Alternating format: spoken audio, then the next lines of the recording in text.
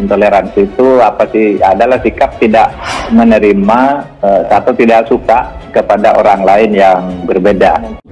Penilaian itu kan dilihat dari apakah indikator penilaian negara itu demokrasi atau tidak. Yang pertama, apakah negara itu full demokrasi. Sesat nalar yang kemudian menyimpulkan bahwa Presiden Jokowi ini seolah-olah berkontribusi terhadap tumbuh dan mekarnya intoleransi dan radikalisme. Sekarang presiden satu daerah, satu pulau, wakil presiden satu pulau. Terus sekarang yang berasal dari luar pulau itu apa? Babu gitu. Sampai kapan mau jadi babu? Sampai kapan mau jadi babu? Nggak usah lebay, cemen. Saya nggak pernah dengar Anda berbicara mewakili suara warga Papua. Kepercayaan yang terkhianati tentang kebohongan yang kita pecahkan saudara-saudara kalian. Saya pemimpin. Saya memutuskan untuk membela orang-orang kecil yang membutuhkan pertolongan, orang lemah, ya orang yang mendapat ketidakadilan. Dari Sabang sampai Merauke, Miangas sampai Pulau Rote. Saya menangani semua suku, Jawa termasuk Batak. Nah, tahun 2021 ini itu akan kumat. Kumatnya karena dikipas oleh barisan sakit hati. Yang kedua adalah apakah demokrasi yang cacat, yaitu flawed demokrasi. Mungkin salah satu bentuk ekspresi dari apa yang disebut radikalisme, karena radikalisme itu melahirkan sikap intoleran, lalu kemudian melahirkan sikap lain yang lebih keras dari itu, jihadis, permusuhan. Negara yang demokrasi tapi mengalami cacat. Yang pertama itu adalah surat edaran Kapolri tentang hate speech, itu nomor 1. Islam yang intoleran, tidak ada Islam yang radikal. Yang ada adalah cara pandang pemimpin negara yang radikal. Cara pandang pemimpin negara yang radikal. Tidak ada keturunan asli Nusantara yang rasisme. Yang ada adalah cara pandang Natalius Pigai yang rasisme. Cara pandang Natalius Pigai yang rasisme. Dari bumi di Ponorogo akan melanjutkan perjuangan di Ponorogo. Takbir! Bahkan secara lancang mengatakan Presiden Jokowi ini adalah neo Orde Baru atau neo Soeharto. Tidak ada narasi-narasi yang dilakukan oleh Orde Baru hari ini itu dilakukan oleh Presiden Jokowi.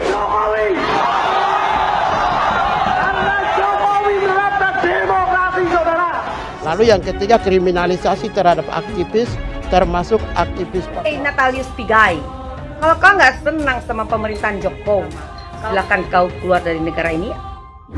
Amerika ini wataknya begini, Jokowi dan rombongannya wataknya begini. Orang Jawa itu rasisnya kayak begini wataknya. White has actor of racism. Kalau saya bilang Jawa stop racism, Pak C. Pigai, kakak bilang orang Jawa tak mungkin minta maaf. Jadi kau bilang orang Jawa terapu tata krama, terapu adab. Kau bilang orang Jawa nih barbar ya Pak C. Penghinaan terhadap dirimu secara pribadi. Jangan bawa-bawa suku. Ya, Pak Natalius Pigai ya. Saya Kristianto Yenoni, salam hormat buat Anda. Udah belajarlah menunjuk hidung sendiri sebelum menunjuk hidung orang lain. Orang-orang yang tidak mendapatkan tempat, tidak kebagian kue di dalam pemerintahannya Jokowi sekarang, itu pada masing-masing ngumpul untuk melakukan atau memanfaatkan bara itu. Selepas era reformasi, ketika Timor Leste pisah dari Indonesia, akan segera diikuti oleh Aceh dan Papua. Hari ini sudah 19 tahun lebih. Papua dan Aceh itu masih tetap bersama Negara Kesatuan Republik Indonesia. memang orang Sumatera tidak bisa jadi presiden, orang Sulawesi tidak bisa jadi presiden. Kenapa nggak bisa jadi presiden? Kan saya kan bukan titik-titik satu suku itu. Tapi ingat ya Natalius Pigai, kau bukan siapa-siapa di mataku. Nggak ada prestasi kau di mataku. Apa prestasi kau? Apa yang pernah kau perbuat untuk rakyat Indonesia dan bangsa ini? Nggak ada satupun, nihil. Nihil alias nol, hanya gede bacot. Ya, kita harus melakukan langkah-langkah untuk merekatkan ikatan kebangsaan ini, karena bagaimanapun gejala itu tidak bisa dipungkiri ada. Kadang-kala orang menggunakan masalah-masalah keagamaan, dalil-dalil keagamaan untuk melakukan tindakan yang tidak baik bagi perkembangan kebangsaan kita. Jangan biarkan rasa kita Yang kelima, undang-undang MD3. Anggota DPR itu wakil rakyat. Tapi mereka pantang dikritik oleh rakyat. Kita menganut ketuhanan yang Maha Esa karena kita ingin bersatu sebagai bangsa. Gitu. Karena kita menganut bukan ketuhanan yang Maha Esa tapi negara agama, nanti tidak akan bersatu kita. Penilaian itu kan dilihat dari apakah indikator penilaian negara itu demokrasi atau tidak. Yang pertama, apakah negara itu full demokrasi. Sesat nalar yang kemudian menyimpulkan bahwa Presiden Jokowi ini seolah-olah berkontribusi terhadap tumbuh dan mekarnya intoleransi dan radikalisme.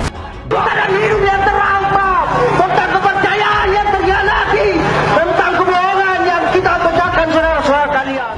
Negara yang demokrasi tapi mengalami cacat. Yang pertama itu adalah surat edaran Kapolri tentang hate speech. Itu nomor 1. Intoleransi dan radikalisme itu tumbuh subur bahkan semakin kencang ketika muncul dua calon pemimpin bangsa, yaitu Joko Widodo dan Basuki Cahayapurnama.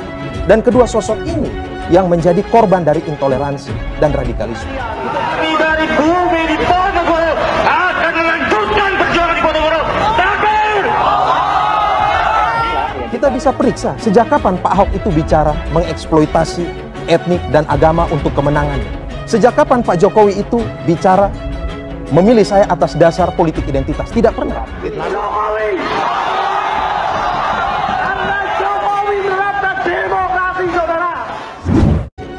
Yang kedua adalah apakah demokrasi yang cacat, yaitu flawed demokrasi. Masalah kesatuan bangsa itu masalah pokok dari tugas setiap lembaga pemerintahan. Bahkan tugas negara itu kan sebenarnya melindungi segenap bangsa dan seluruh tumpah darah Indonesia. Lalu yang ketiga itu adalah hibrid demokrasi, demokrasi hibrida. Lalu yang terakhir adalah otoritarianisme. Presiden Jokowi dituduh sebagai neo-otoritarianisme. Untung saya ini aktivis 98. Jadi saya bisa membedakan Soeharto dan seorang Joko Widodo. Saya ingin katakan bahwa Presiden Joko Widodo ini sama sekali tidak memiliki karakter otoritarian. Dan kita tahu bahwa hari ini justru Presiden Joko Widodo itu pasang badan, berhadapan dengan intoleransi dan radikalisme. Dan Presiden Jokowi tidak pernah melakukan abuse of power untuk mendapatkan how to get power itu dengan cara memberangus kebebasan sipil. Lalu kita menerumuskan kemanusiaan yang adil dan beradab agar kita bisa bersatu. Kita akan bermusyawarah di dalam perbedaan, sila keempat, agar kita bisa mendukung sila ketiga untuk bersatu itu, agar kebersatuan itu berjalan dan dimusyawarahkan. Agar kebersatuan itu bagus, maka kita harus mewujudkan atau mengusahakan terwujudnya keadilan sosial bagi seluruh rakyat yang berintikan pada persatuan. Kalau presiden dan wakil presiden itu dikuasai oleh satu suku, mbok menteri itu distribusi merata seluruh suku. Kalau dilihat presiden dan wakil presiden satu suku, mayoritas menteri satu suku. Anda gak pernah mewakili sukacita warga Papua ketika ada pembangunan yang dikerjakan oleh pemerintah di sana.